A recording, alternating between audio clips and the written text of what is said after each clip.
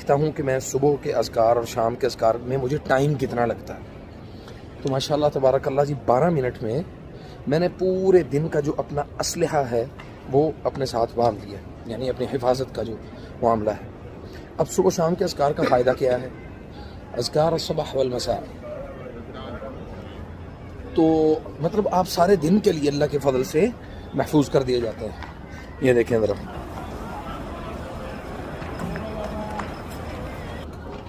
اور صبح اور شام کے اذکار کا جو ٹائم ہے، اس کے جو اوقات ہیں وہ یہ ہیں کہ جیسے ابھی یہ میرے سامنے ابھی سورج نکلا نہیں ہے، سورج کے نکلنے سے پہلے آپ کے جو صبح کے اذکار ہیں وہ پورے ہو جانے چاہیے.